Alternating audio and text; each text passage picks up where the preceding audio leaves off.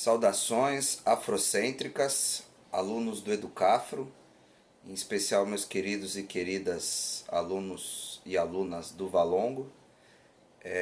Vou gravar dois vídeos de aproximadamente 15 minutos cada um para tratar de um dos temas de cidadania mais importantes para nós do projeto Educafro.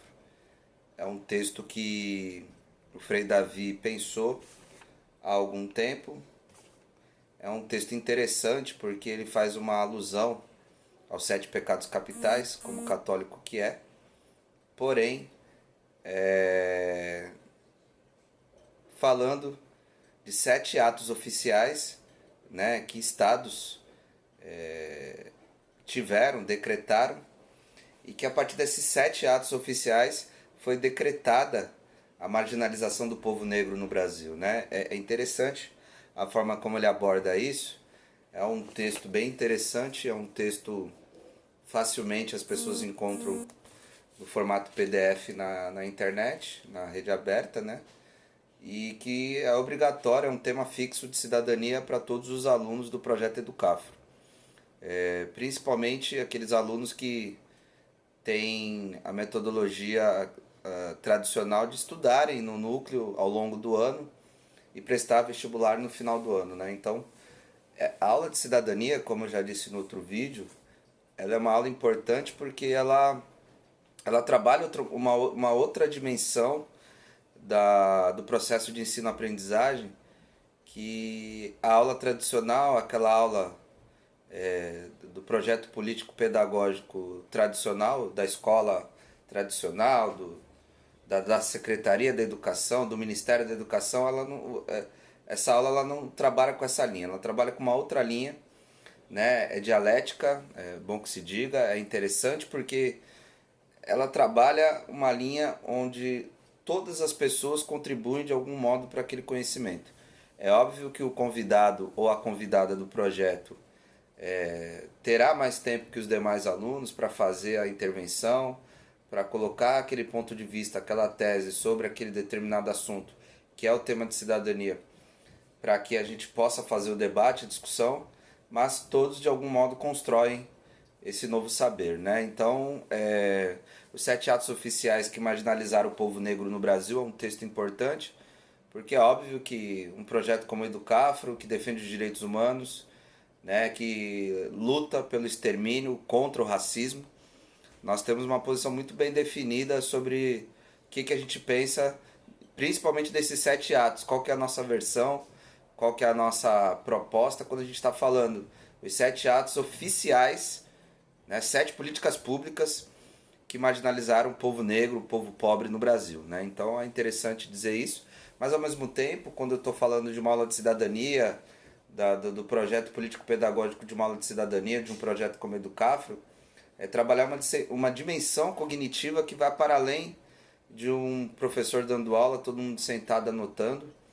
É um debate, então por isso que está sendo muito difícil para a gente trabalhar esse tema dessa forma, mas por outro lado é bacana porque a gente aproveita a tecnologia para a posteridade. Quem faltou naquela aula verá esses vídeos e poderá ter acesso a um acúmulo, a um conteúdo que a gente trabalha arduamente nas aulas de cultura e cidadania nos núcleos do Educafro, em especial da Baixada Santista.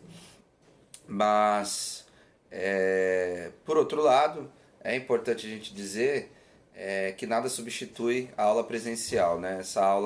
Essa gravação é uma gravação com tempo reduzido. Eu tenho um projeto aí que eu estou desenhando com os meus alunos de trabalhar em 3 plataformas diferentes a interação com eles, e dessa maneira a gente pode pensar uma forma diferente que até alguns companheiros de luta do movimento negro utilizam, né? São as redes sociais para ter um alcance maior da discussão, mas é óbvio que o nosso foco são os nossos alunos, os alunos que estão lá nos núcleos, que querem entrar na universidade pública, mas esses alunos têm a nossa atenção em especial para a gente fazer esse debate. Ao longo da semana, desde o segundo vídeo que eu coloquei até o momento que eu estou gravando esse que eu vou subir hoje, muitos colegas, muitos companheiros de luta manifestaram interesse em estar vendo os vídeos, e isso deixa a gente bastante feliz porque a nossa visão de mundo ela é uma visão de mundo muito crítica, é uma visão de mundo muito importante no que se refere à luta antirracista e que espero que possa ajudar esses companheiros a criar algum tipo de acúmulo ou a agregar valor ao conhecimento deles e delas para que possam fazer a luta nos seus espaços também. Então é por isso que a gente não pode desconsiderar a tecnologia. Porém, nosso foco são os alunos do Educafro, né? Então, quando a gente está falando que a aula de cidadania ela tem uma proposta única, exclusiva, específica, é nesse sentido que a gente está falando. Então, vou repetir. As 12 aulas das matérias as 12 matérias que caem no vestibular, elas a gente está pensando formas de, considerando a pandemia do coronavírus, a gente trabalhar remotamente essa questão. Mas a aula de cidadania a gente também vai trabalhar, a gente também vai continuar o conteúdo, pensando estratégia para que esses temas cheguem até vocês. No núcleo do Valongo, só para vocês terem uma ideia, nós fechamos 38 temas de cidadania. A sede nacional tem os próprios 10 temas dela, que está lá no site do Educafro, www.educafro.org.br, e nós do Valongo temos nos nossos 38. Mas esse tema em especial, ele é um tema importante, porque ele é fundante, né? Ele estrutura não só cultura e cidadania, como as 12 matérias que caem no vestibular. Inclusive até a outra matéria específica do Educafro, que é a orientação vocacional, né? Então, quando a gente fala que cultura de cidadania é uma matéria importante para nós, é porque a gente está falando que não basta entrar na universidade, né? Se continuar esse modus operandi da sociedade brasileira e mundial, vai ter só um diploma, mas continuará reproduzindo esse sistema, né? Então não é isso que a gente pensa, e a aula de cidadania vem para dialeticamente fazer essa intervenção. Quando o Frei Davi pensou esse texto, vamos a ele, né? O Frei Davi ele faz até uma introdução diferente. Quando eu fui aluno em 2002, né? A introdução era outra, mas a partir de 2003 ele coloca aqui na introdução que a Lei 10.639 de março de 2003 desperta a comunidade negra para cobrar da sociedade brasileira e do mundo da educação formal uma nova atitude frente ao debate sobre o tema do negro na educação. Então, ele faz essa referência teórica. Eu costumo dizer que não é teórica, é jurídico-política, né? Porque ele está citando uma lei logo de cara no texto dos Sete Atos, porque para nós do movimento negro realmente 2003 foi um marco divisório nas políticas públicas de promoção da igualdade racial no Brasil, né, e de enfrentamento ao racismo, porque é óbvio que ao longo do nosso ordenamento jurídico, né, quando eu falo ordenamento jurídico, toda a legislação que de algum modo se preocupou com o combate ao racismo, né, na sociedade brasileira, no Brasil, é óbvio que salta aos olhos com grande importância a Constituição Federal Brasileira de 1988, né, quando ela coloca no artigo 5º que o racismo é um crime inafiançável e imprescritível. Todas as considerações jurídicas, políticas, ativistas que a gente pode fazer dessa questão, né, de que é uma lei que mesmo estando na Constituição, é uma normativa que mesmo estando na Constituição, ela não pegou, né, porque o que mais a gente tem no Brasil é crime de racismo, crime de injúria racial, e as pessoas não são presas, né, muitas nem fiança pagam e são soltas, enfim. Toda uma discussão que a gente pode fazer num outro vídeo mais jurídico, mais técnico. Mas é importante dizer que a Carta Magna, a Carta Política do povo brasileiro, a lei maior do povo brasileiro, que é a Constituição Federal, já condena o racismo, né? Porque não é a lei maior no que se refere ao Código Penal, né? O Código Penal tem a sua lei própria, uma lei federal, mas a Carta Política, a Carta Constitucional, já nela, em 1988, ela já toma uma atitude, uma postura em relação ao racismo. Isso é muito importante para nós, né?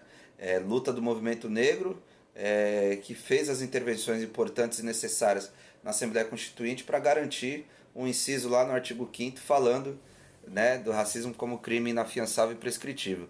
Mas, em 89 teve a lei que define o que é racismo, né, crime de racismo, que é a Lei 7.716 de 89, mas o Frei Davi faz uma menção bem interessante logo no início do texto, quando ele fala da Lei 10.639, que foi uma lei que o presidente Lula assinou nos primeiros dias do seu primeiro governo, né, em 2003, desculpa, em 2003.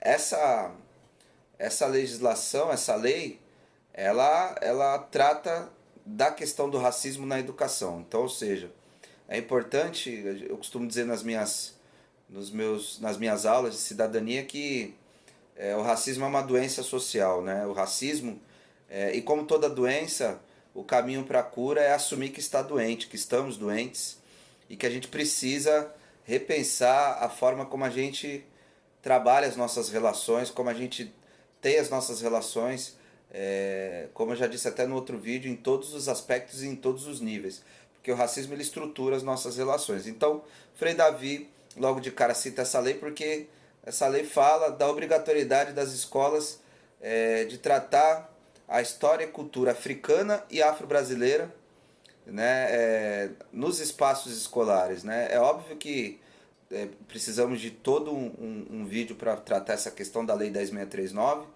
que depois teve uma alteração importante, porque em 2008 essa lei teve uma revogação tácita e passa a se chamar a Lei 11.645 de 2008, porque faltou a questão do indígena, né?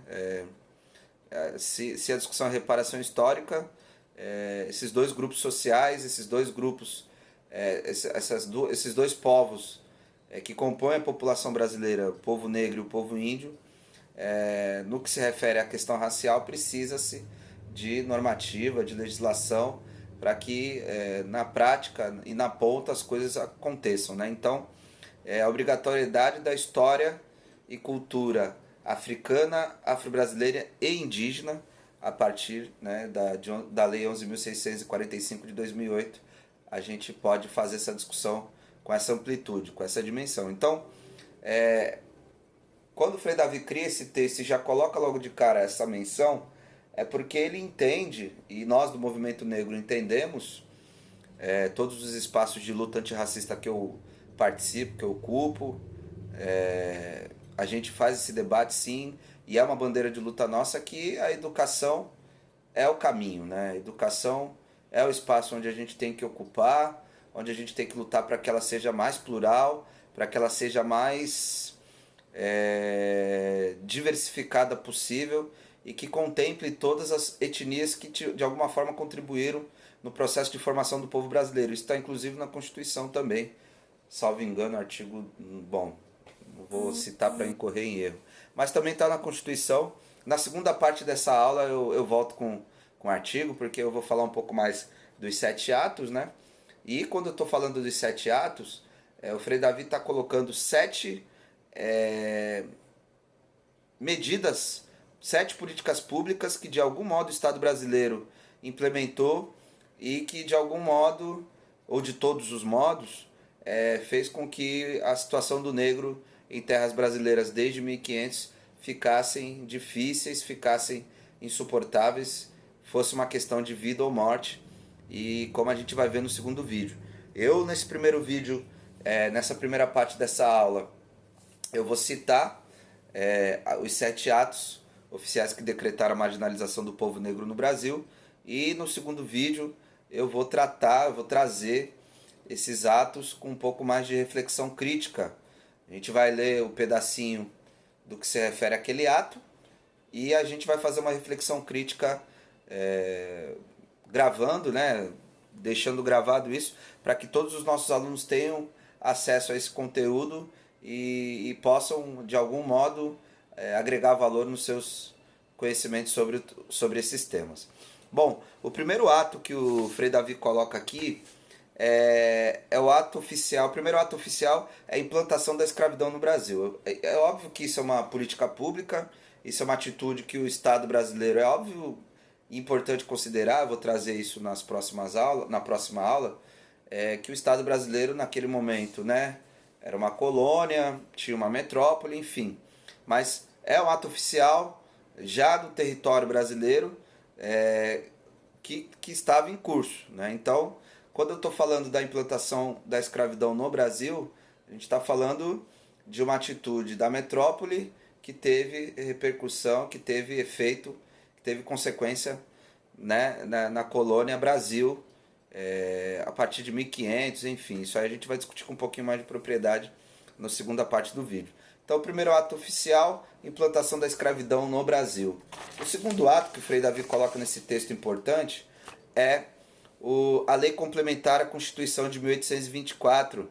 É uma lei que trata de uma maneira bem direta sobre o acesso à educação. Então percebam, né? No primeiro ato tem uma preocupação com a questão da liberdade, né? Uma restrição total de todos os tipos imagináveis de liberdade. E o segundo ato é a restrição do acesso à educação, né? Então a gente vai falar um pouco sobre isso na segunda parte do texto. Terceiro ato oficial que marginalizou o povo negro no Brasil é a Lei de Terras de 1850. É uma lei interessante, né, que, como eu falarei também na segunda parte, é uma lei que faz com que a forma de acesso à terra seja uma forma restritiva e que com isso, de algum modo, impede que todos tenham acesso à terra. E lembrando que a escravidão ainda existia em 1850, por mais que muitas coisas já tivessem mudado naquela época. O quarto ato oficial é a Guerra do Paraguai, uma guerra que durou 6 anos oficialmente, né? Mas a forma como o negro foi tratado pelo Estado brasileiro em cada uma desses momentos é o X da questão quando a gente está falando dos 7 atos que marginalizaram o povo negro no Brasil. A Guerra do Paraguai é bem emblemática nesse sentido, porque traz uma consequência brutal para o controle de população, que a gente vai fazer o debate com mais propriedade na segunda parte dessa aula. Mas a Guerra do Paraguai é o quarto ato. Quinto ato, né, a Lei do Ventre Livre, é uma lei que, de uma forma bastante superficial e muito romântica, a gente teve acesso a essa informação nos bancos escolares, mas com um viés absolutamente um viés da branquitude, né? Que é um termo que a gente vai trabalhar muito ao longo das aulas de cidadania e que no segundo momento, no segundo vídeo, a gente vai trabalhar um pouquinho. Mas a Lei do Ventre Livre de 1871. O sexto ato é um ato que a gente também faz um debate bem importante, uma reflexão crítica muito pontual e muito assertiva nesse sentido, é a Lei do Sexagenário, né, de 1885. Esse é o sexto ato oficial desse texto do Frei Davi e que a gente vai tratar no segundo momento da aula. O sétimo ato, o sétimo e último ato, é o decreto 528 das imigrações europeias de 1890, ou seja, já num contexto de república, já num contexto de libertação da escravatura, de abolição da escravatura, a gente tem o sétimo ato que marginalizou o negro no Brasil. Então, o Frei Davi faz de uma forma histórica, de uma forma sociológica, uma abordagem bem crítica e ao mesmo tempo bem simples, e que a gente agradece essa proposta do Frei Davi, porque é um texto bem interessante e bem incisivo para a gente começar a falar sobre esse assunto em todos os espaços, né? Isso que é uma coisa bem interessante sobre esse texto, porque ele é um texto simples, ele é um texto direto, ele é um texto que traz reflexões importantes para o nosso dia a dia, para entender a situação do negro no Brasil em 2020, por exemplo. Um texto desse é um bom pontapé e é por isso que a gente trata desse texto no começo do ano letivo nos núcleos do Educafro. Né? Então eu termino esse primeiro texto, né, e já está batendo 20 minutos, está ficando legal essa proposta, porque a ideia é quando o assunto for muito extenso, a gente fazer blocos de 20 minutos. e depois pensar num chat ou alguma coisa para a gente fazer o debate sobre isso. Então, eu encerro por aqui essa primeira intervenção sobre os 7 atos. Assistam esse texto, desculpa, esse vídeo, e até domingo eu posto a segunda parte do vídeo, onde eu farei considerações sobre esses atos, fazendo as relações, as ilações, as reflexões importantes com outros momentos, né, desse Brasil colônia, desse Brasil império, desse Brasil república, de 1500 a 2020, para que esse texto tenha a eficácia e eficiência que ele sempre teve em todas as turmas do Projeto Educafro. Então eu concluo com isso a primeira parte dessa aula, né, fazendo as considerações iniciais, citando os atos oficiais, falando um pouquinho sobre a Lei 10.639/11.645, mas para nós do Movimento Negro tem um efeito simbólico bem interessante falar 10.639, é bom que se diga. E na segunda parte a gente vai falar vai aprofundar um pouquinho mais esses temas, esses atos oficiais que decretaram a marginalização do povo negro no Brasil, e que a gente vai poder, depois desses 45 minutos, fazer um debate bacana sobre essa discussão, sobre esse texto. Se Deus quiser, se Oxalá, se Xangô, se Ifá, se Obaluaê permitirem, já em sala de aula, né, com essa pandemia controlada, esse vírus exterminado, ou pelo menos uma reação do nosso povo, do povo brasileiro, em tempo, para que a gente possa voltar à nossa normalidade. Bom, gente, é isso. Uma boa noite para vocês. Boa noite não, porque muitas pessoas assistirão esse vídeo em momentos diversos do dia, mas é que eu estou gravando à noite, né? Mas fico por aqui. Um beijo grande no coração de vocês, e fiquem em casa, mas sempre lembrando daquelas pessoas que estão em situação de rua e que merecem o nosso carinho, a nossa lembrança também. Vamos se unir, vamos nos unir para que esse vírus seja controlado, para esse vírus seja exterminado o mais rápido possível, tá bom, gente? Fechando aqui com 23 minutos, 22 minutos e 30, essa primeira aula, essa primeira parte dessa aula de cidadania, que são os 7 atos que marginalizaram o negro no Brasil. Valeu!